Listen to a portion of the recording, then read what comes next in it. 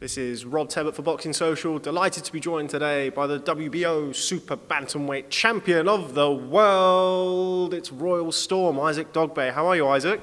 I'm doing great, how are you? I'm very well, thank you, very well. First time I've interviewed you, it's always a good start when people ask me how I am, so thanks very much. So we're here today at Miguel's gym in Brixton. I'm at Miguel's gym an awful lot, but I haven't seen you before. Why is that? Well, you know, Isaac Dogboe, we've always been around, we've always been on the road, you know, traveling across the globe and just making things happen. Let's talk about that because your backstory is so fascinating. I've been trying to do my research and try to have a look, and there is so much that I can't even really piece it all together. I don't know where to start. Yeah, it is literally a case of that. So why don't you tell me about where it all sort of began? Obviously, you were born in Ghana. Tell me about early life in Ghana. What was that like? Well, you know, I always say I was born in Ghana, but made in Great Britain.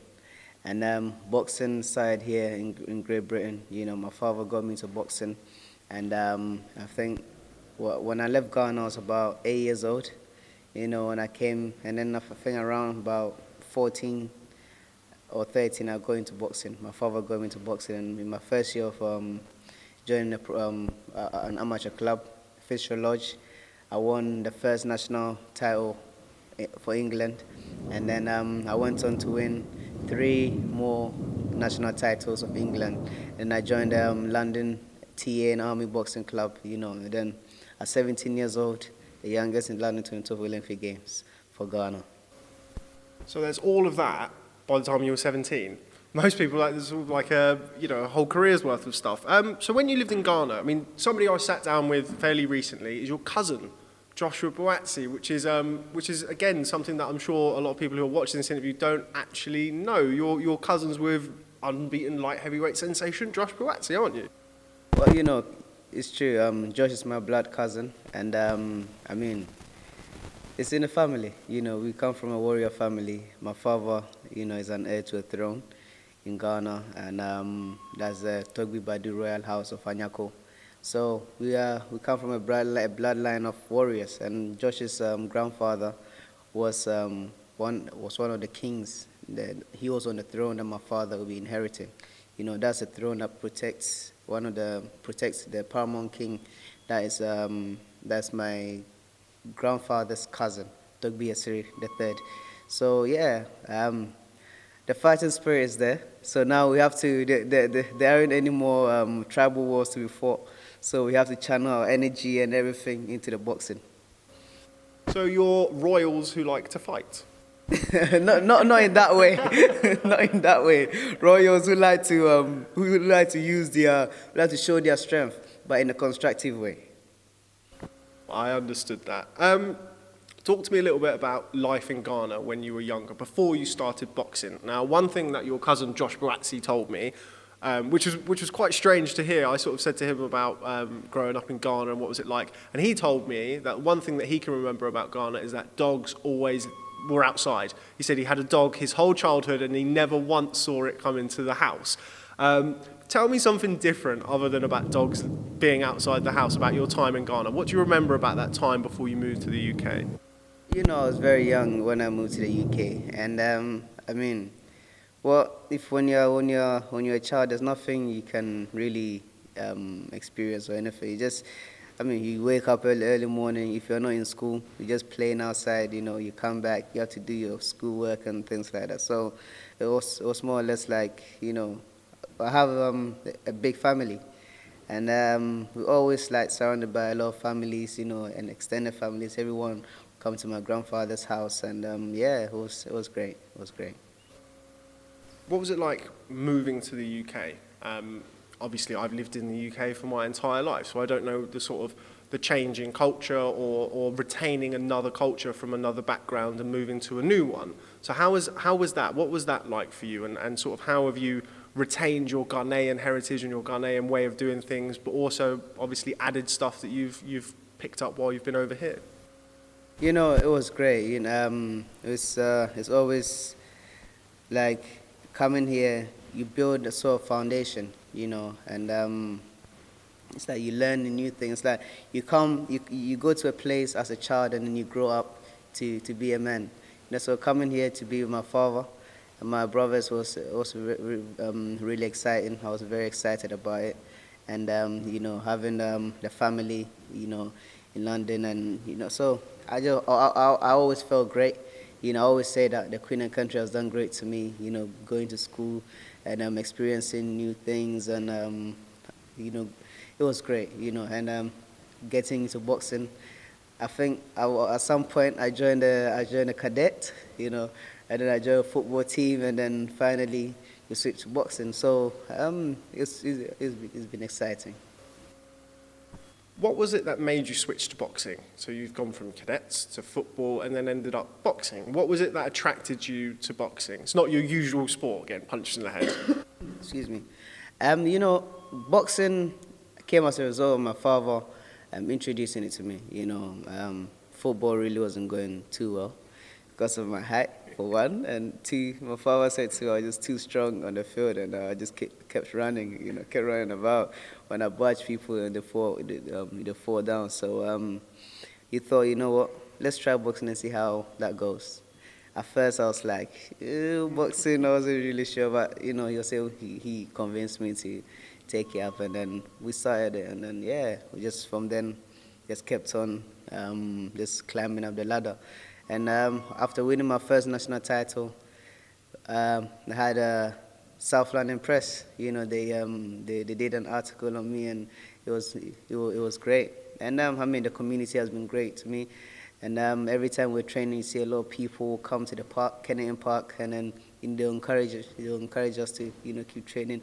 Others will be like, "Oh, you're training." He'll be saying to my father, "You're training your son too hard. He's young. Let him enjoy himself. Let him do this. Let him do that." But it was all fun. I enjoyed it, and now we've seen that all the hard work has paid off. Well, it's paying off. Still a way to go yet. What was it like being trained by your father? Not the same thing at all, but when I used to play football when I was younger, my father used to be a coach and manager, and my father was always harder on me than he was all of the other boys. So there was never any preferential treatment.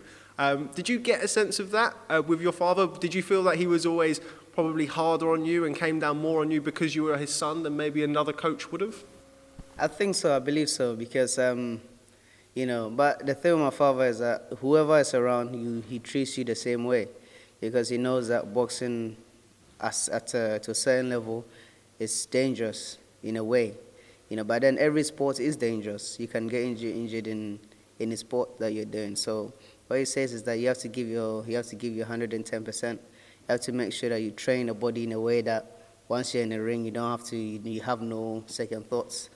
So it was always that sort of thing where I had to do extras, because I'm a little guy. I'm not that tall. I'm not huge. So he always says that, look, there's the things that you have to do extra just to be on a level of other people. And so I've always had to do the extra bits in order for me to rise to the top. Because it's everything pays off.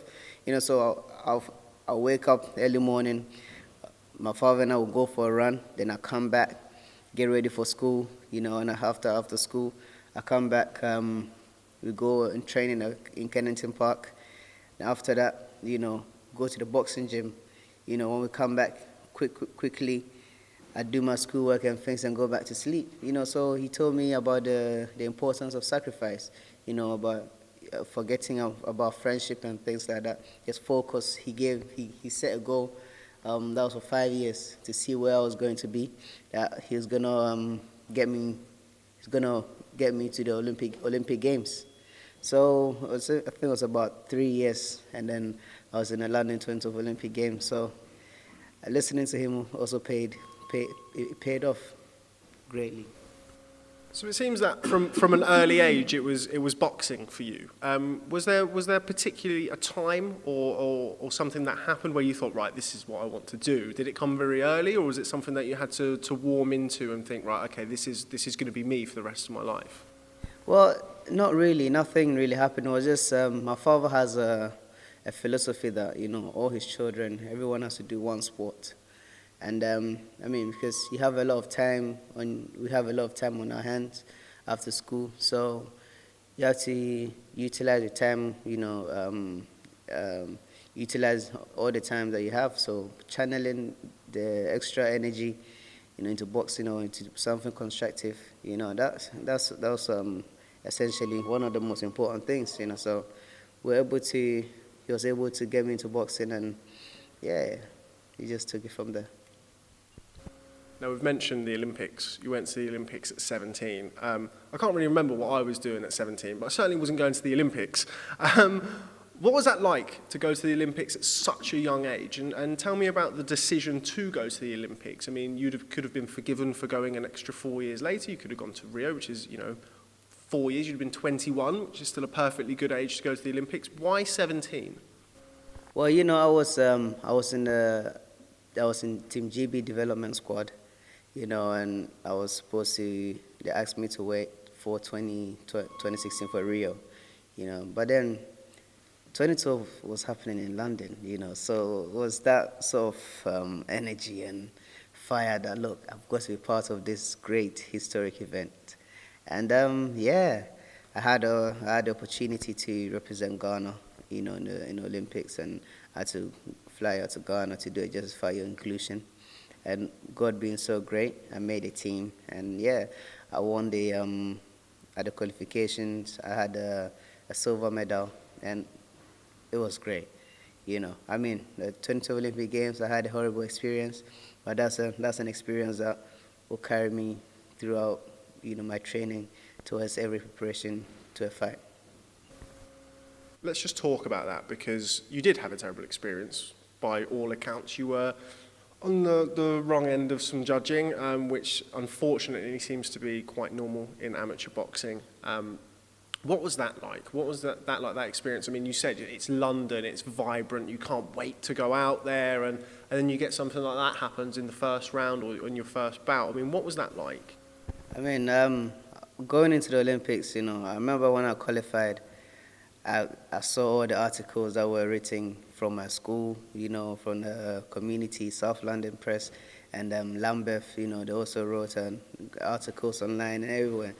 So I knew that within myself I was representing my community and the people that, that are in the community, the young people that were my age, But it was terrible that the country that I represented couldn't contest, the decision, which was, really heartbreaking.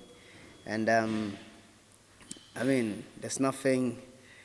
I don't even know how to explain it, because it was so sad. I remember coming out of the ring, and then a lot of people, when they raised my opponents, and people were booing in the arena. And meanwhile, other people, when they get bad decisions, the country, the team, they will pay to contest the decision. And most of them, the decisions were being reversed. But I think, they only had to pay, I think, $250 or £250. Something that my father could have just put in his hand in his pocket to say, this is it. Contest the decision. But it never happened. They made people that brought us to, that were supposed to be the head of the team, so the officials of Ghana, they made a lot of promises to me and my father, which they never held their end of the bargain. My father was supposed to be at the arena. They failed to give him the ticket. My father was supposed to come and see me at the Olympics Village. They failed they failed for that. They failed, to allow him to, come and visit me. So I had to meet my father at the gate at times with my little brothers, which was really bad. And at times you have to, you have to fill a form for them to give him accreditation. He does that and nothing's happened. So sometimes you really start to have second thoughts about, is this the right decision I've made? But then you know within yourself that, look, if I can go through this, it means I can go through anything. Every time I was on the phone with my father, telling him about the treatment that we're having and things like that, all he does is encourage me just to keep strong, just to stay there, just to not think about the bad things or the sort of things that's going on, but I should just concentrate on what I have to do. And can you believe that a day before the fight, a day before I had to go and fight. And I think that was the day they were doing the opening ceremony. But I stayed in the hotel because I was fighting the following day. And a gentleman from the Ghana Olympic Committee, he came up to me. He came to my room and said, "Oh, we have to go and see a Ghanaian official, I think at the embassy or somewhere, High Commission." And I said to him, "No, sir, I can't really go out because I'm fighting tomorrow, because I have to rest." And he came out late at night as well, so I was like, I can't do that because I have to rest. And then, because when you're fighting, amateur boxing, you weigh in the same day and fight the same day, So I tried to explain to him. He said to me, no, am I disobeying what he's telling me? Do I know that when the president is not around, the Ghana High Commission or the ambassador is next in command or something? And I was like, "Sir, that is not in my power, but you have to understand where I'm coming from. I am fighting tomorrow.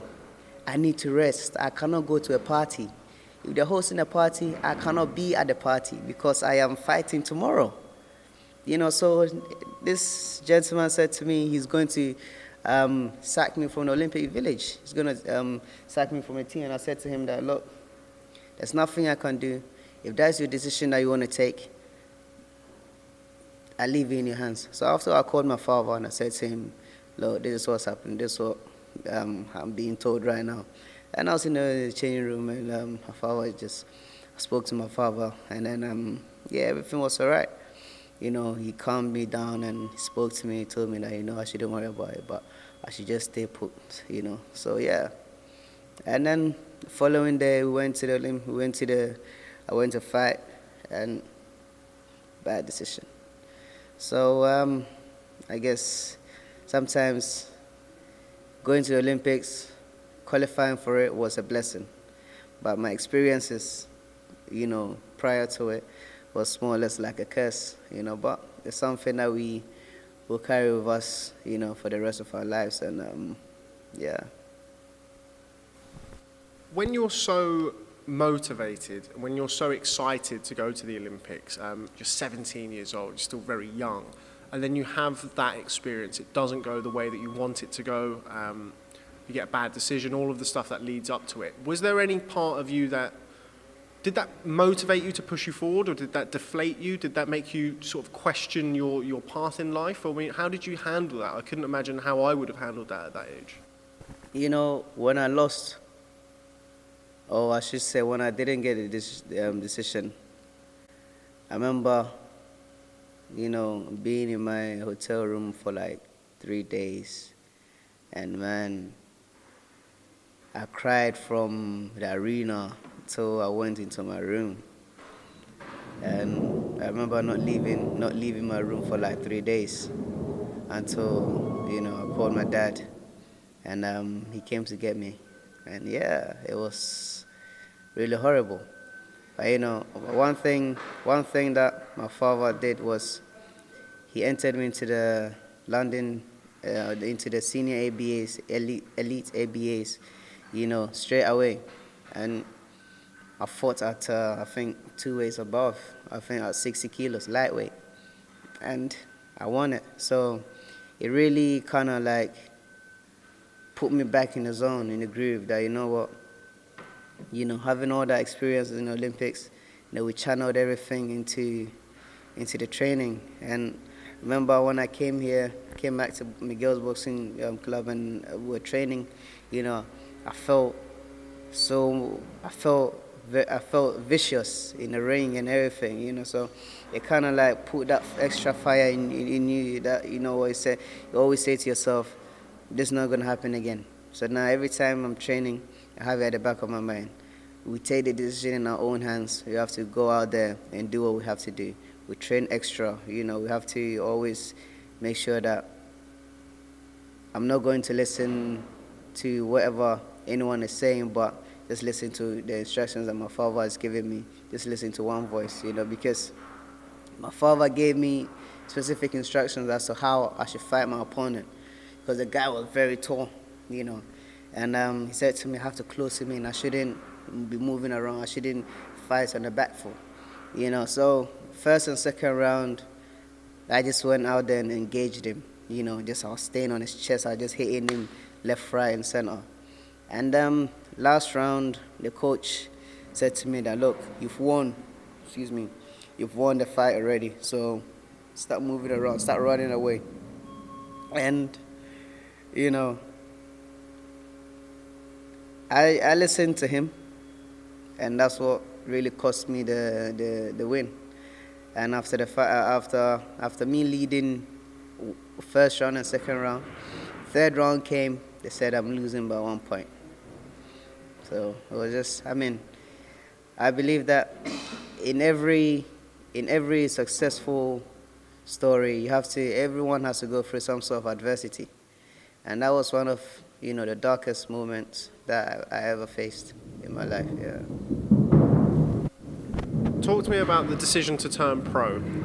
During my little bit of research that I did on you, you went on the road very, very early in your life. Again, everything you've done has been so early in your life. Make me feel really old. But tell me about going on the road and what that gave you. A lot of people these days, they earn their stripes in different ways. You guys chose to go on the road and sort of go to various gyms and work with various different sparring partners of different levels. Tell me about that and how beneficial that was to you. Before I go into that, I just want to also get another part of the story out there. Before I left England to go back to Ghana to do the Justify Your Inclusion, always seemed as if like the whole boxing community was against us. It was, myself and a few other guys went out there, and before going there, the then president of the Ghana Amateur Boxing Authority, he made a lot of promises to my parents. They're like, you know what, we take care of your son. Your son will have a chef, a strength and conditioning trainer. You have a car available for him for whenever he needs to commute. Everything. He'll be on an allowance, I think $500 a week. And yeah, a whole lot. We went there, first week, nothing. Second week, nothing. And I was in Ghana for 3 months. So later on, we were just on our own. Where we're living in a, excuse me to say, if it's permitted, I would say we're living in a shithole. That's how bad, that was how bad the place was, the condition of the place was. And I remember at times I would get sick, I'll be sick, just start throwing up and things. So, because we're eating outside, we'll go outside and buy food and stuff. So a time came when I just couldn't take it anymore. So I phoned my father and I told him that, look, this is what's happening. Everything that they said they're going to do for us, it's not, no one is doing anything. So he said to me, he sent me money, and he asked me to go, he asked me to go live with my grandparents. So that's where I went, and then I was still training with the national team. And it was so hard for us to be accepted in the national team because, one, we're coming from England, so they were thinking that we are not Ghanaians. That's how the boxing community, that's how everything was like. They were kind of like, even now, that's how it is. So we're kind of like some outlaws invading somebody's space. So it was really, really hard for us to be accepted in a team. And now as well, it's still hard for us to be accepted as, in Ghana. Even though I'm a world champion, still the same. You are climbing up the ladder. You're putting the name of Ghana on the map. You are revitalizing the energy of the people, and yet there are other people in the boxing community who are just doing everything in their power to pull you down. If they can't get you physically, they'll try spiritually. But in all things, we stay strong. We keep strong. We put all of our worries and our problems before the Lord Almighty and ask Him to, to continue to strengthen us. So, I mean, it's tough.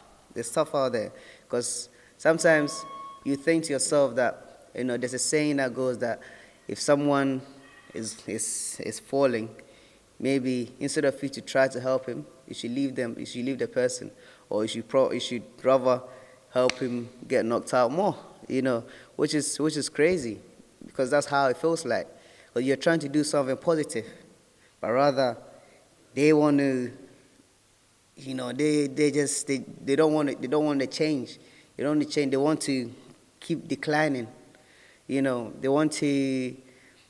I don't even know. The entire boxing community, and there are some people who are just pure evil. That's how I see it. Because it's mad. It's a madness. The madness out there. But things. That's the reason why I have my father. My father is with me all the time. He encourages me when I feel like, what, let's just leave this place and go back to England and do what we have to do. Because there are a lot of times when, we are doing stuff, but then he still has to finance it from his own pocket. I always thought that, look, when I get to a certain level or a certain point in boxing, my father wouldn't have to, continue to fund me from his own pocket. Sponsorship and things will come by themselves. But you represent a country, and it's so hard to get sponsorship from that country. Now I'm a pro. We have revived boxing in Ghana. When we first went to Ghana, boxing was dead. BoxRec were not recognizing the fights, Ghanaian fighters. Even to the time when I had a fight, they didn't recognize my fight. It took about 3 months. I had about 3 fights, and all of them were not recognized on BoxRec. So we had to really start from the grassroots. My father writing letters. We set up a promotional company, Rising South Africa Promotions, and my father had to write letters, speak to our international contacts, a lot of people, and so a whole lot of things before they they replied back to my father and said to my father that, look, I think the gentleman said something like what he's in charge of something. He owns BoxRec, so he can do whatever he likes, or something on I think that's something on those lines, which was pretty crazy. But yeah, because there are people doing a lot of craziness, in the country.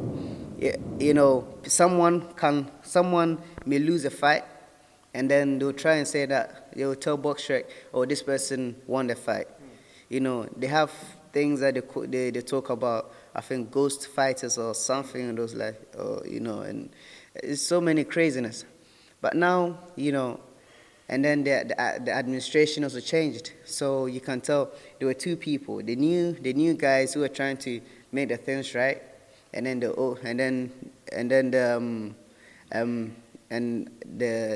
old guys who I think were also trying to sabotage the whole situation.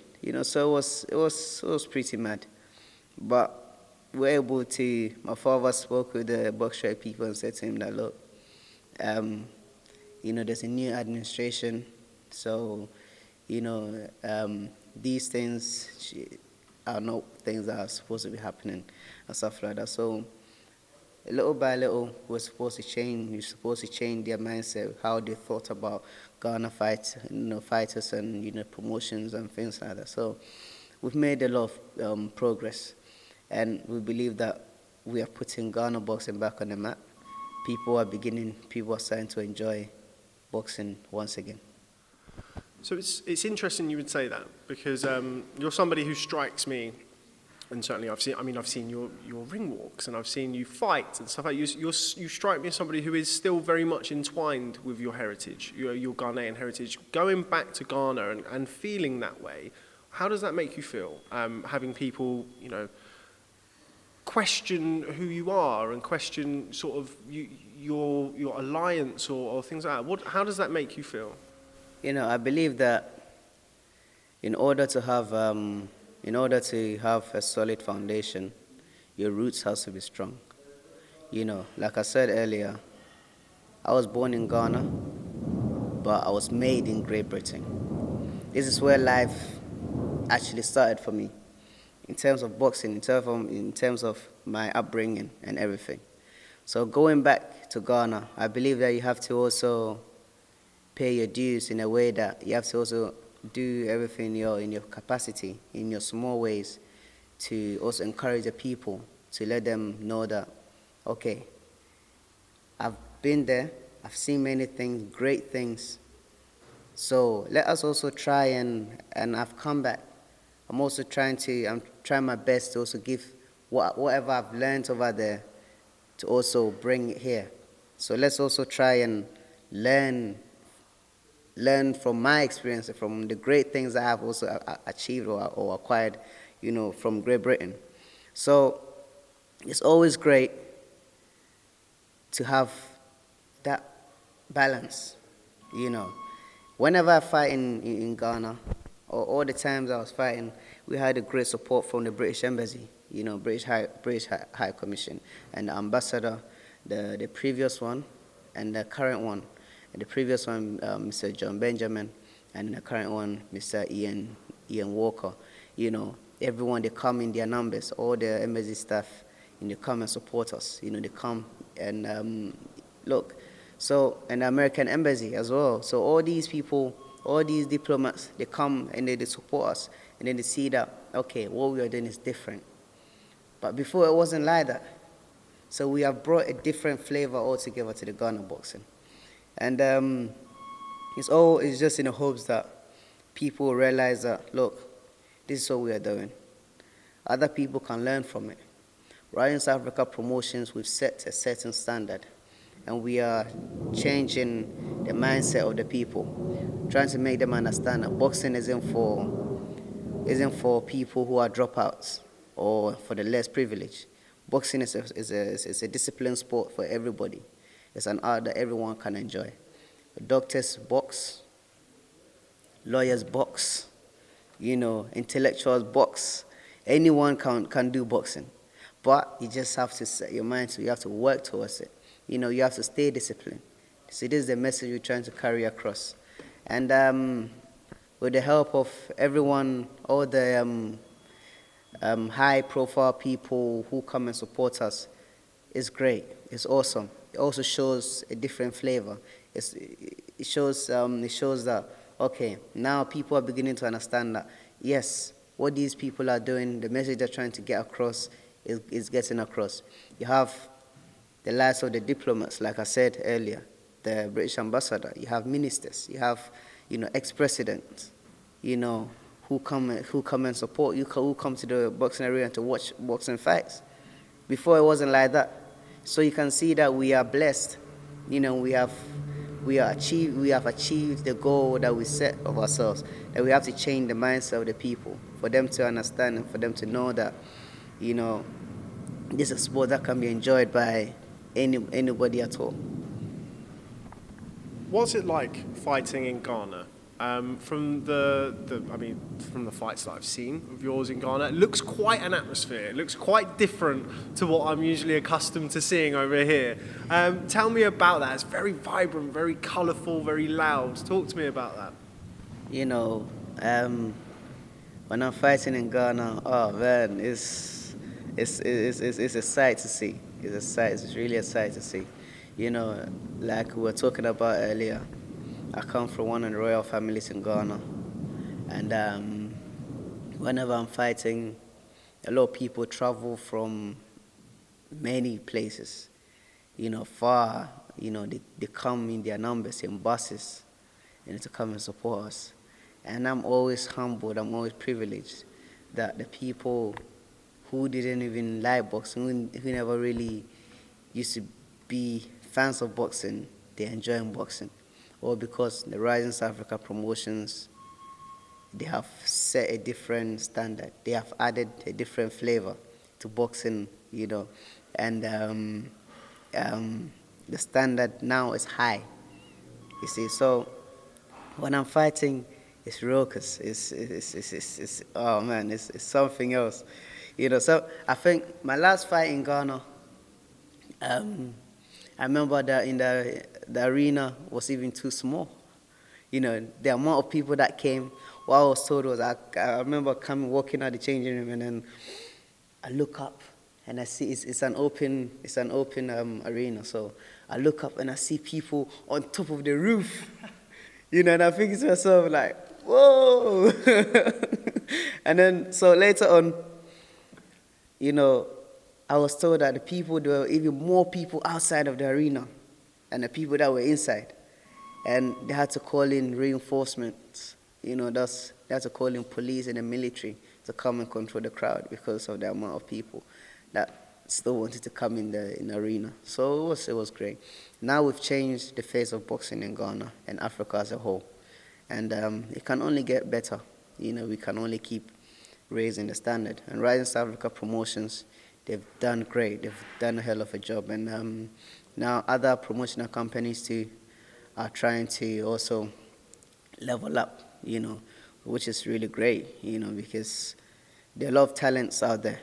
It's just having the capacity to nurture them in an appropriate way, And that's the only thing that's one of the most important things, because once there are talents, you have to be able to nurture it. The same way that when boxing started for me over here, and Great Britain, if you have talent, it's like they take you and then they develop your talent. If you're an athlete, sponsorship is key.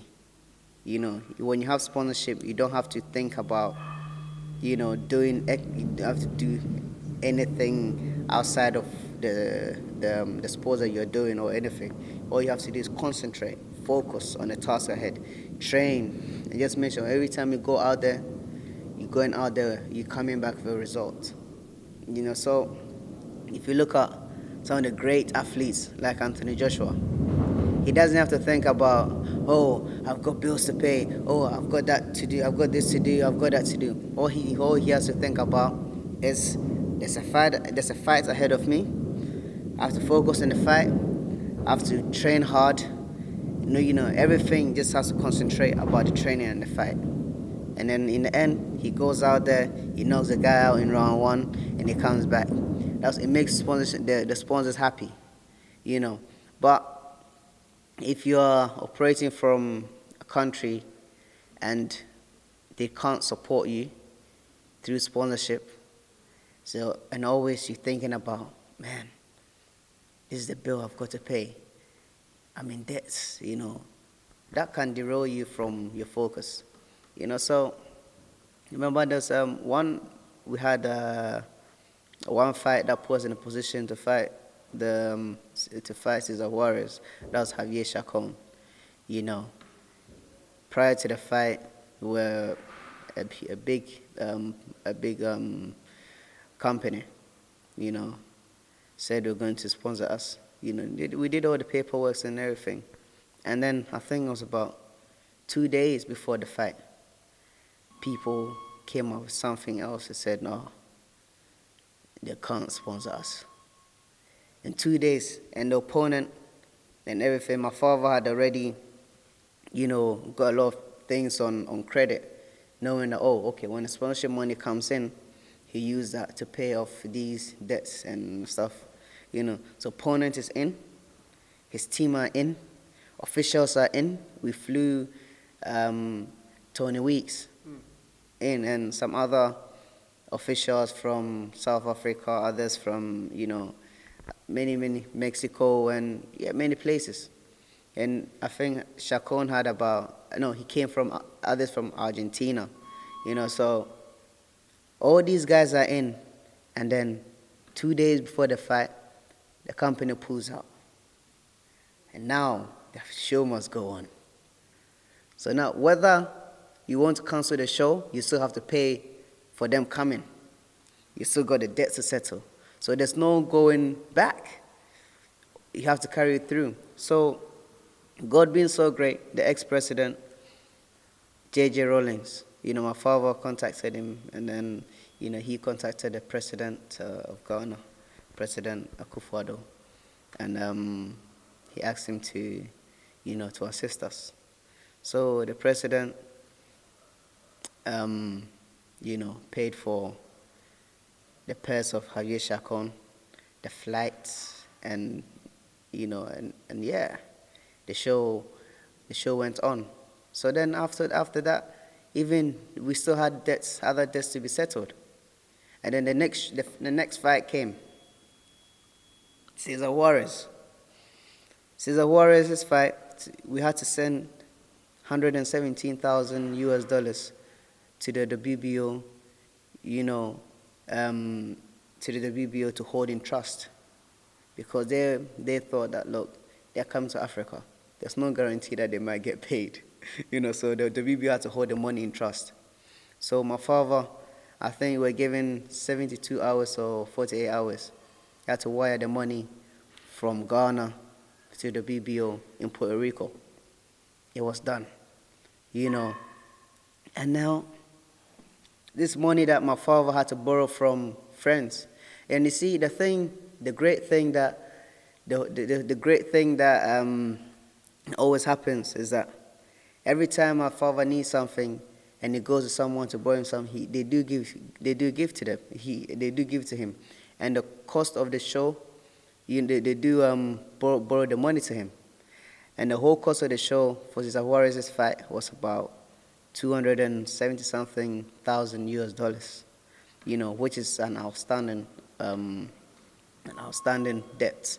So, my father borrowing money from friends and family to put on a show, this is something that shouldn't be happening. This is something that corporate Ghana has to step in, has to get involved. The government has to get involved in order, because I'm an Olympian, and we are carrying the name of the country to a different level. And look, no Olympian has to go through all these things. 17 years, the youngest to represent a nation, and we are on the struggling end of something we putting the name of the country, on the international board, which is sometimes is crazy. But then you have to think about it, that look, it is what it is. All you can hope for is that one day, once you keep doing what you have to do, one day it will be different. Everything will be better in the end, and by the grace of God. And, so we're still on the road. We're not done yet. They mentioned that in the end, things will be, well, you're not at the end. By a long way, you're not at the end. But you are now world champion, defeating Jessie Magdaleno. Great fight. One of the best fights of sort of recent memory, particularly in and around your weight class. Winning that world title in the way that you did against a guy like Magdaleno, who'd been built up for a long time. People had grand plans for Magdaleno, then you came in, stopped him. Did that make it all worth it? Kind of getting that world title around your waist, getting that acclaim, and I mean, you're now one of the hottest prospects in boxing. You're one of the hottest new champions in the world. Did that kind of make it all worth it, the struggle up to this point? All of this stuff that is rumbling on in the background when you've got these shows, that's not your business. You're a fighter, but obviously that filters down to you, and the stresses and so on and so forth. Winning against Magdaleno, getting that world title around your waist, did that make it all worth it? Well, yes, it was all worth it. But in the end, like I said, we still have outstanding debts to pay. When I got paid after the Magdaleno fight, we had to settle some of the bills. So in the end, you pay a little to this person, you pay a little to that person, you pay a little to this person. In the end, you come back, you've got nothing left. So now, my father has set a goal that in about 3 fights, we'll be able to break even meaning we will settle all our debts, and then we start afresh. So my last fight to the same thing. My fight against Otake. After the fight, again, we settled a little to this person. Same process. Now we're still waiting. Like I said, we're still on the road. So we believe that by the grace of God, after 3 fights, we'll be able to finish paying off our debts, and we'll have a fresh start. The fight against Magdaleno, it was a great fight. It was a great way to announce our presence, to the world of boxing, for people to see the new kid on the block. And Magdaleno was a great fighter, and it's always like I keep saying, it's a Game of Thrones. Kings are there, and other kings too are there. So it's always about who's going to dethrone who in the boxing game. So, yeah, now the next step is unify the division, and we are calling out Ray Vargas and then Roman. And I'm also dying to fight on British soil. I haven't had none of my pro fights here in Great Britain, so I'm really looking forward to it. And I know that it's gonna be awesome once we touch down.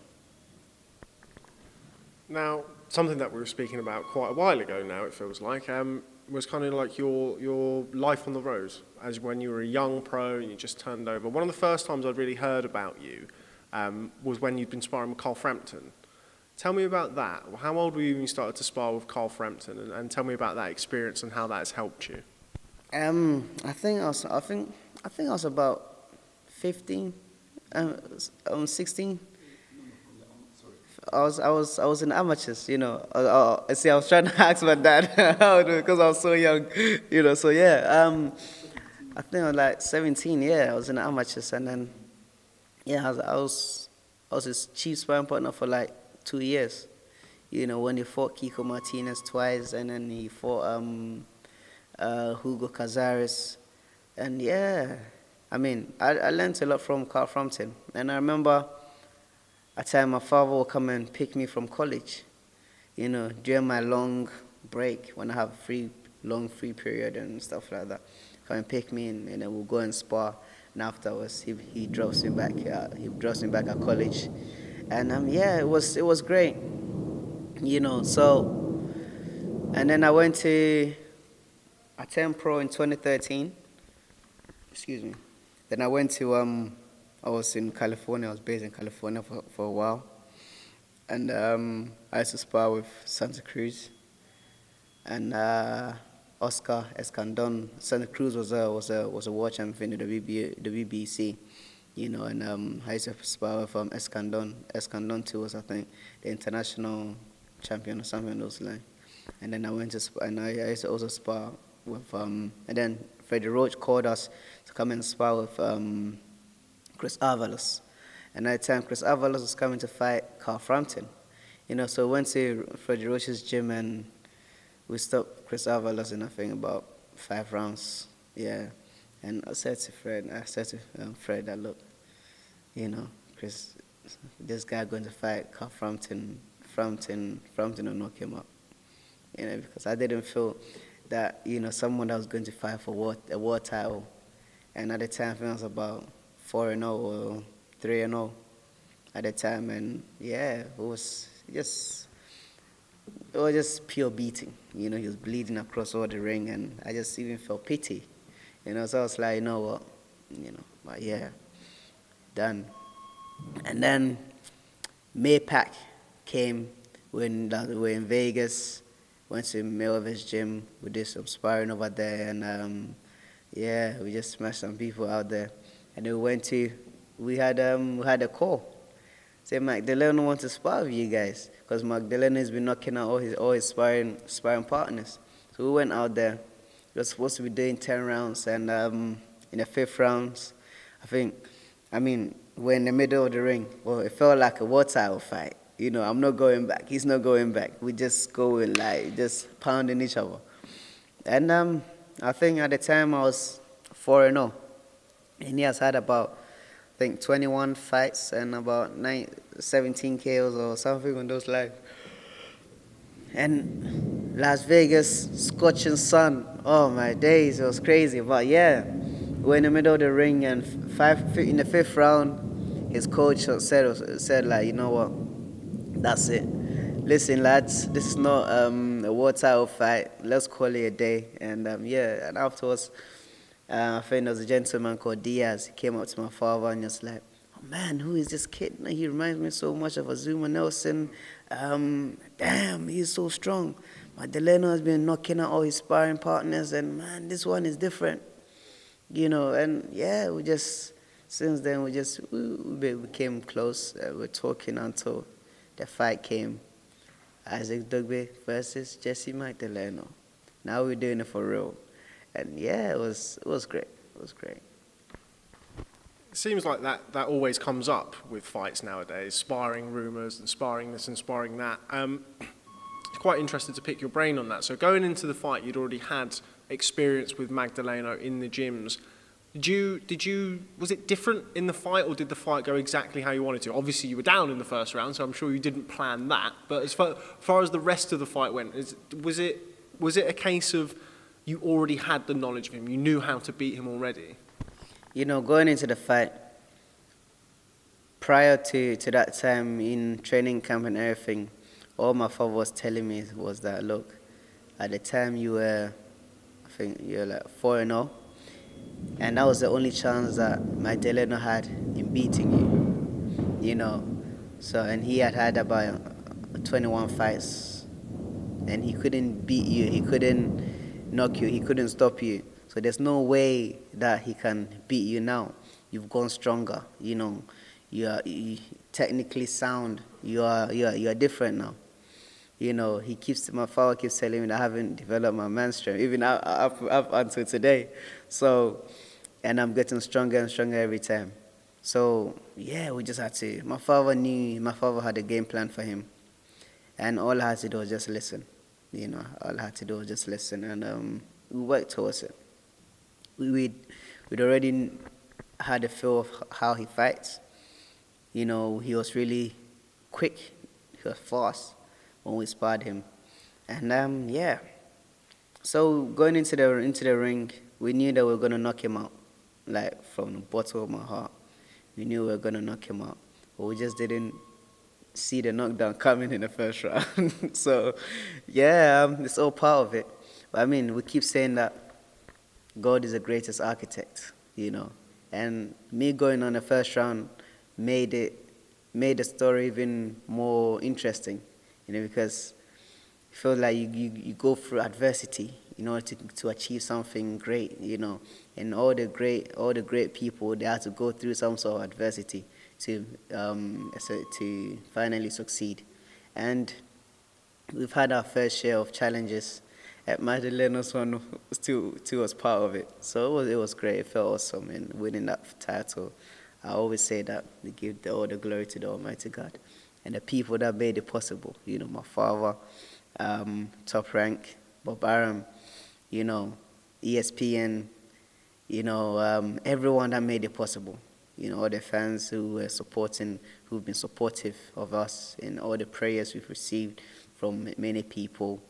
My uncle, Prophet Wegbliho, and the Woven Royal House, and my own family, the Badu Royal House of Anyako. It's been awesome, We are so on the road of becoming the first pay-per-view mega superstar ever to come out of Africa, So we're still going, we're still climbing, and most definitely we will get there.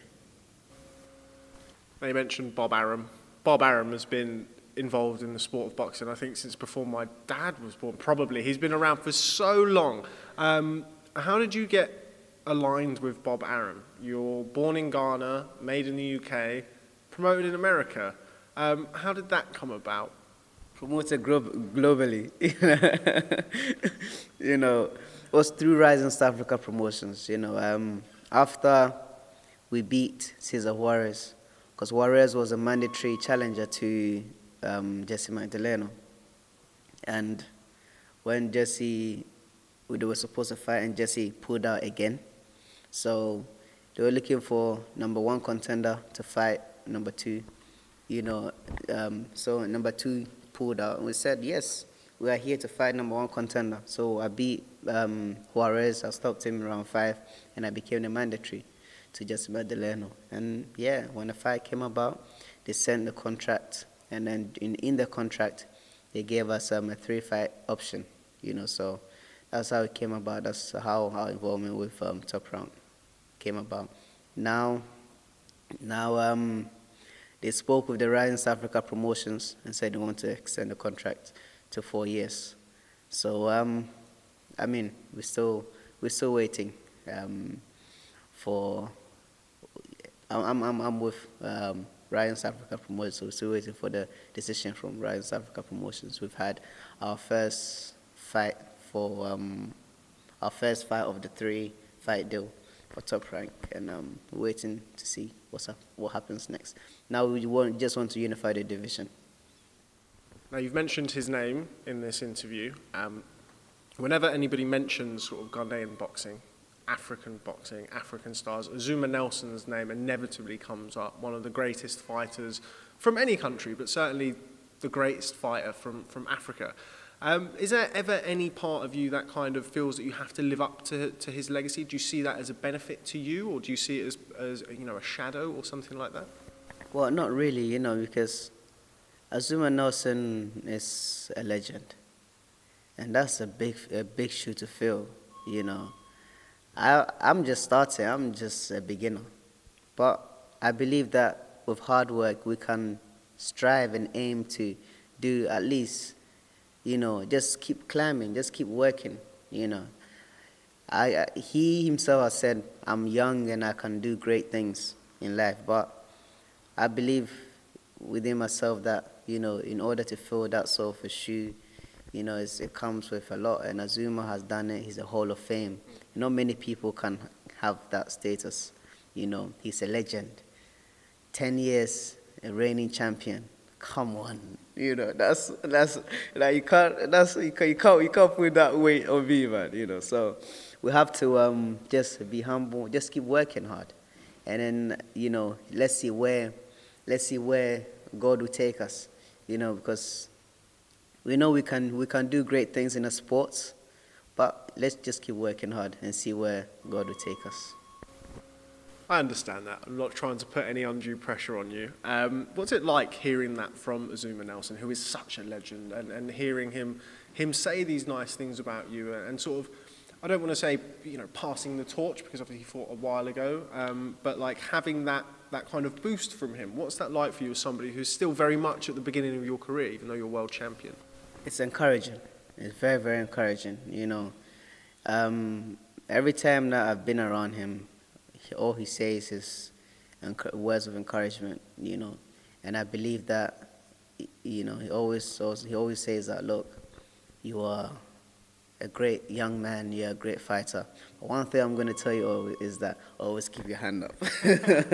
Always keep your hands up, so it's great. And I've been blessed to have many great people speak words of wisdom, words of blessings into my life. James Lights Out Tony. Oh man, these guys have been great. Bob Arum, even Freddie Roach. Look, the list goes on and on and on and on. John Paul Arthur.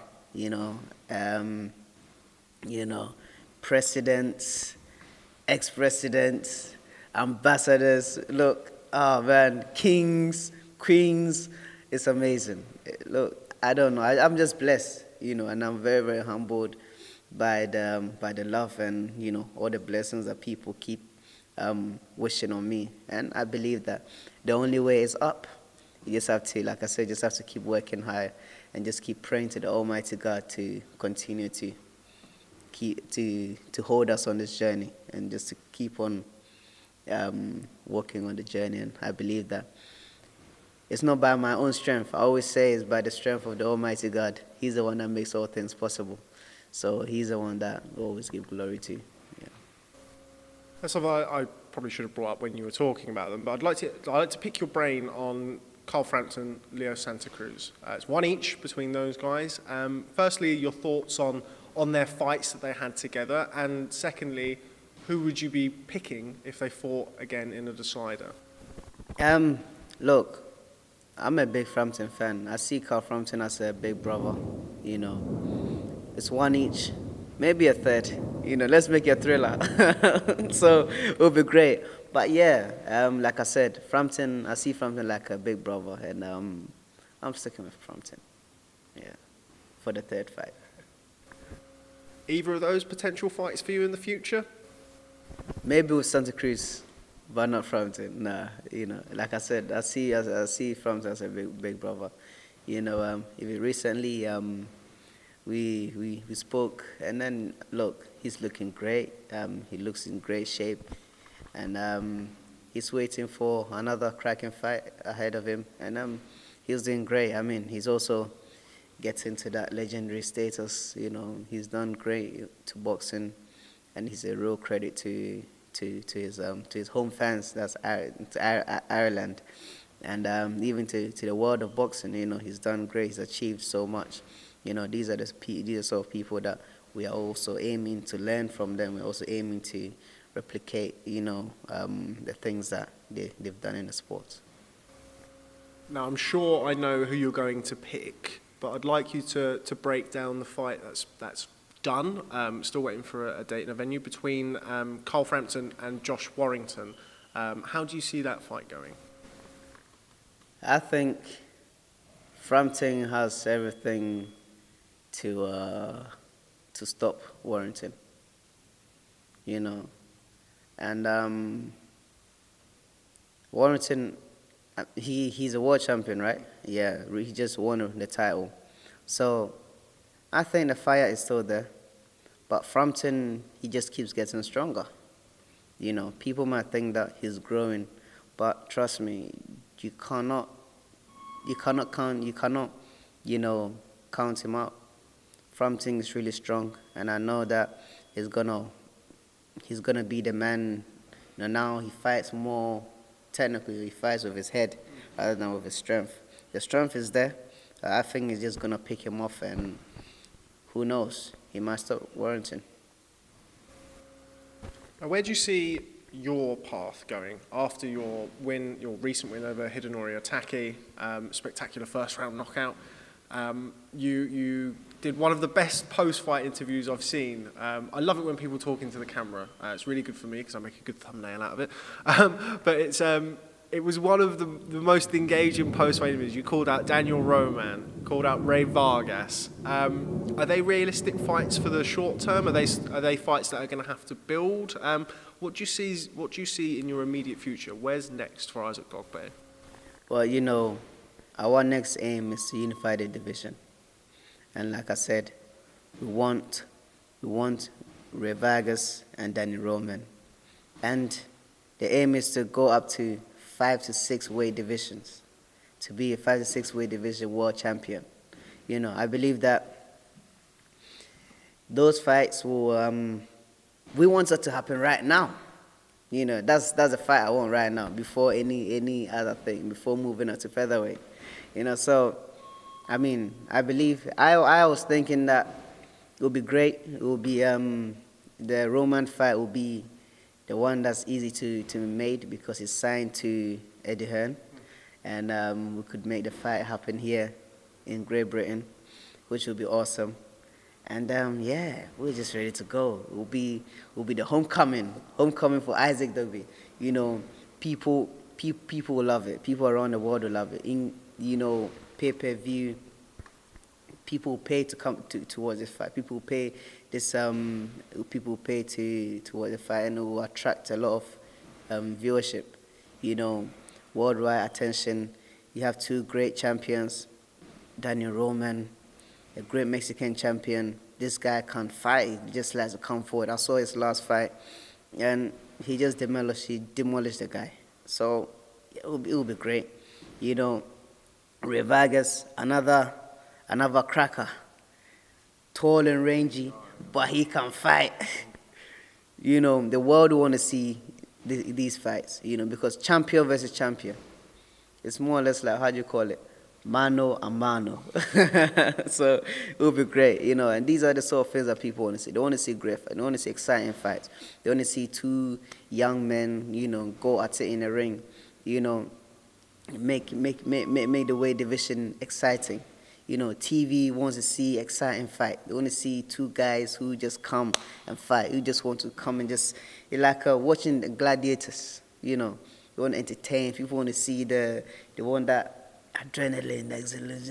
Yeah, that's it. Oh, you hit someone one point, and even the people saying around the ring, they go like, ooh, those sort of things, It just brings that sort of excitement, and I believe that TV will love it, and the fans, global fans will love it. They will love to see it, Dogboe vs Vargas or Dogboe vs Roman will be great, it will be out of this world.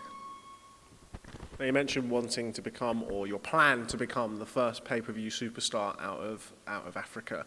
What would it mean to you to be able to defend your world title in Ghana in a big stadium, a big, I'm not too clued up on arenas in Ghana. What would it mean to you to bring that world title in and showcase it in Ghana in like a big outdoor arena or something like that? I mean, we've seen things like the Rumble in the Jungle and stuff in the past in Zaire, and when it's, as I said, I've seen some of your fights, the Cesar Juarez fight, but what would that be like? I mean, what would the atmosphere be like? How would that make you feel to be able to do that? Oh, it will be great. And look, it is bound to happen. Bob Arum wants to come to Ghana. They've seen the excitement that we generate whenever we fought we fought on their show.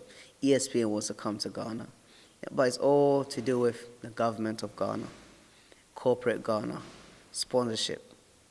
So they have to come on board in order for these sort of fights to happen.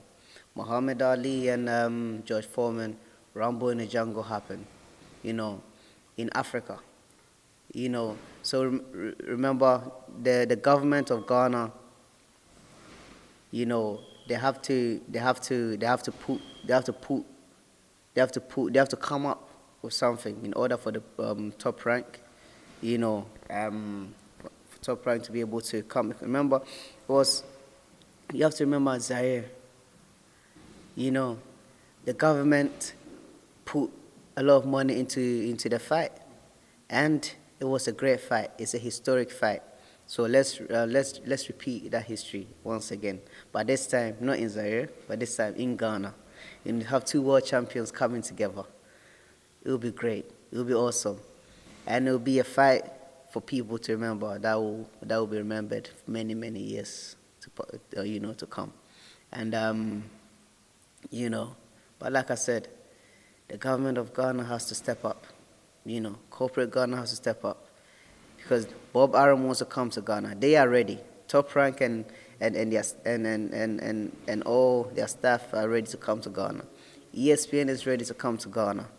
They want to see Isaac Dogboe defend his world title in Ghana. They want to feel that African flavor. They want to see something different. They want to see the heritage, where we drive our warrior spirit from. So, once they are there, we'll tell them, no, no, no. They want to see this.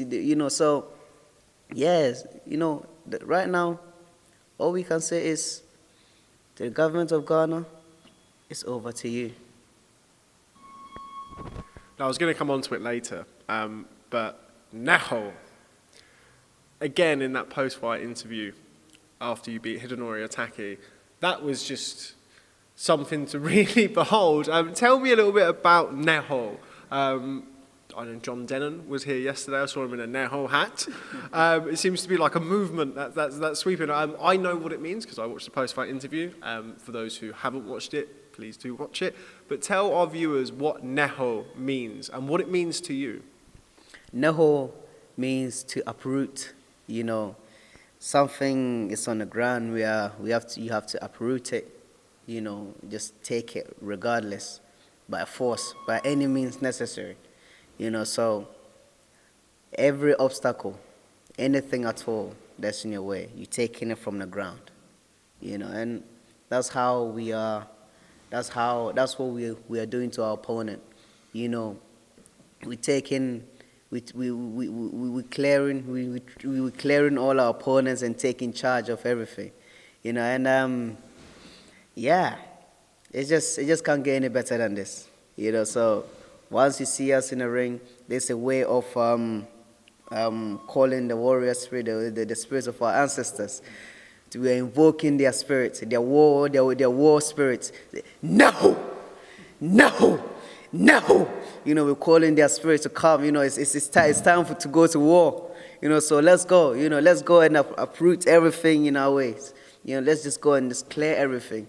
And once we get there, they bring anything. They say, you know, in my Ewe language, they say,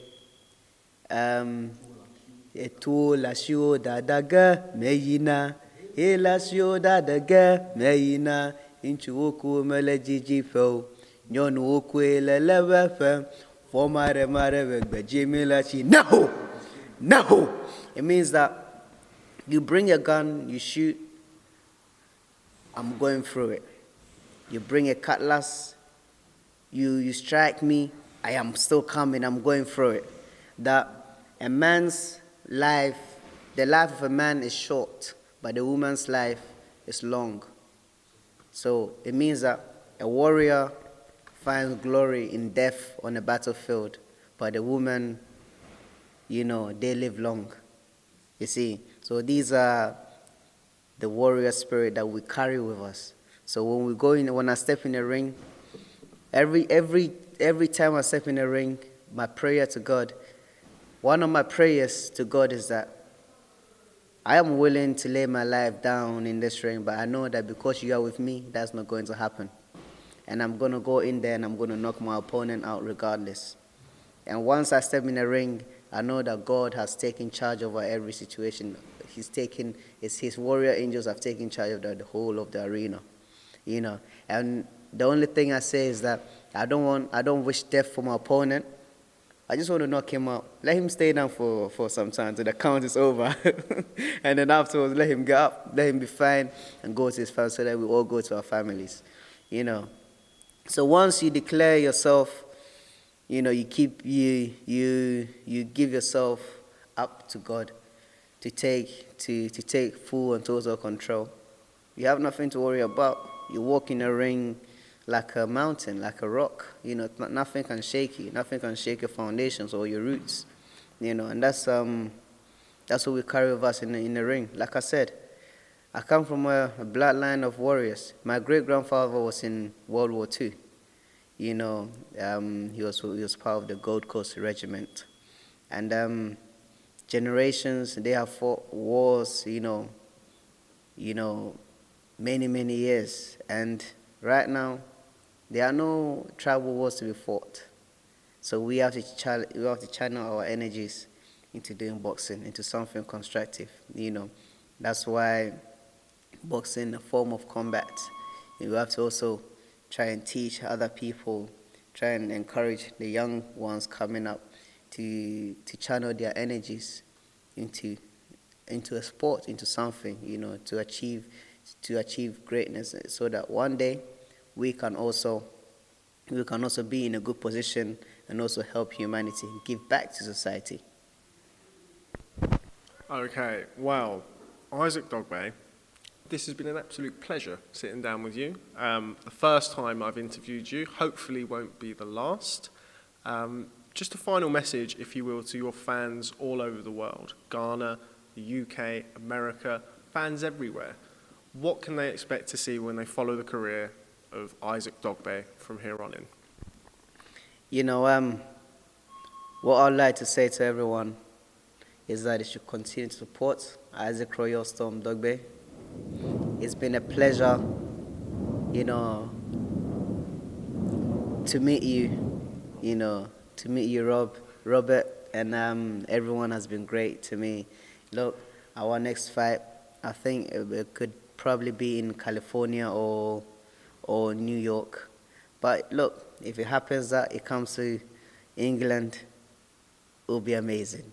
But, you know, at this moment, we are aiming for a unification fight with either of the world champions, that is Ray Vargas or Daniel Roman. So keep supporting, keep staying in touch, keep staying tuned, you know, to Isaac Royal Storm Dogboe. You know, we are making history, and we just keep going higher and higher. The story never ends here, and the journey never ends here either. All we are doing is we're just gonna keep working hard, keep climbing up the ladder, and God willing, we will get there. And when we get there, you'll know. We'll all be screaming. We want to one day be in an arena and we hear the whole arena screaming, Neho, Neho, Neho, Isaac Royal Storm Dogboe, Neho, Neho, Neho. So stay tuned. If you're not on my Instagram, you can follow me on Instagram at Isaac Braveson or on Twitter at Isaac Dogboe. You can also hit my Facebook page at Isaac Dogboe. So I love you guys all. You guys have been great. Boxing fans, non-boxing fans, become boxing fans because you love this. You love this story. And I'm coming to you, and we're signing out. The Royal Storm Dogboe. Love you. Take care. Bye-bye. Isaac Royal Storm Dogboe, the WBO Super Bantamweight Champion of the World. Thanks very much for speaking to Boxing Social. Look forward to catching up with you soon. Neho! Neho!